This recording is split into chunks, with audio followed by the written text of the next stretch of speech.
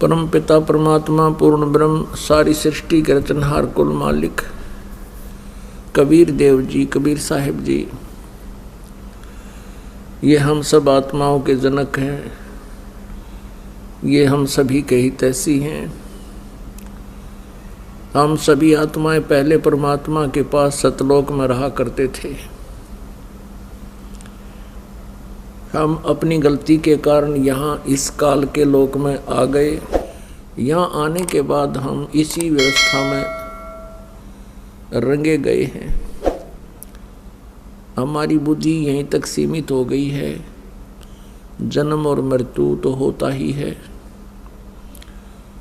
संतान और उत्पत्ति हमारा परम कर्तव्य है, इनका पालन पोषण करना।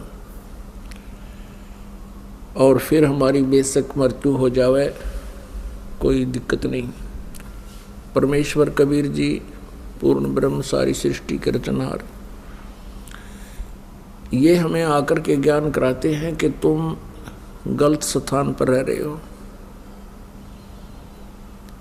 कहते हैं आगे गए न बावड़े, रहते भी सब जहाँ, और बिन साहिब की बंदगी कहीं ठोर ठिकाना ना। कि पहले जो मृत्यु को प्राप्त हो चुके वो चले गए,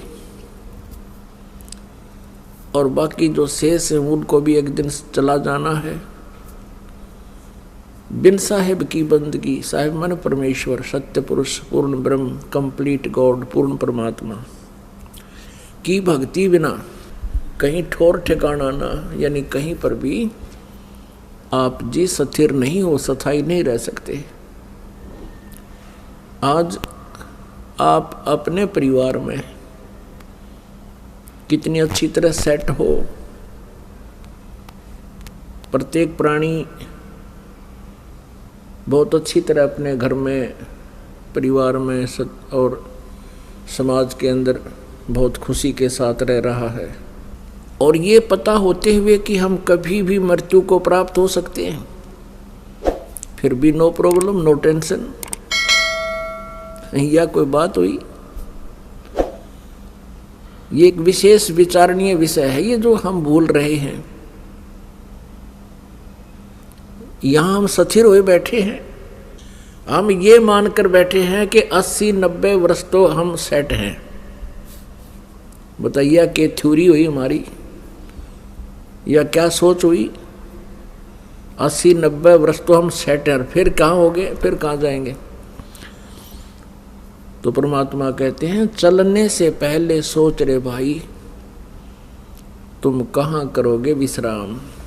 कोई भी प्राणी घर छोड़ने से पहले किसी दूर देश में जाता है तो पहले ही वो आइडिया लगा लेता है कि किसी धर्मशाला में रुकूंगा, या कोई रिश्तेदार या मित्र प्यारे का कोई एड्रेस, उसका पता नोट करता है, वहाँ रात काटूंगा।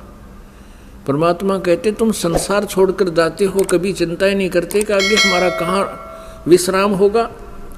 इससे बड़ी नालायकी और क्या होगी, इससे बड़ी भूल आपकी क्या होगी। तो पुण्यात्माओं, सत्संग में ये ज्ञान होता है, आत्मज्ञान होता है और परमात्म ज्ञान होता है। अभी तक हमें केवल अज्ञान सुनाया गया था ऋषि महर्षि मंडलेश्वरों के द्वारा। ये अध्यात्म ज्ञान से परिचित नहीं थे, ये तत्व ज्ञानहीन अर्थात ज्ञान नेत्रहीन अंधे थे। ये केवल कहते थे आत्म चिंतन करो, आत्मज्ञान हो जाता है तो जीव का कल्याण हो जाता है। आत्म चिंतन का अर्थ है, आत्मज्ञान का अर्थ है अपने विषय में जानकारी, तू कौन है, कहाँ से आया था, और इस जन्म मृत्यु के चक्कर में तू कैसे फंसा हुआ है। ये तो है आत्मज्ञान। और परमात्म ज्ञान भी, कौन है परमात्मा, कैसा है भगवान, कहाँ रहता है, उसकी क्या पहचान है, उसका प्रमाण कहाँ है जो हम भगवान बताने जा रहे हैं कि ये है परमात्मा, ये है कंप्लीट गॉड, पूर्ण परमात्मा। तो वो कहाँ प्रमाणित है और फिर उसका पता जब लग जाता है तो वो परमात्म ज्ञान है।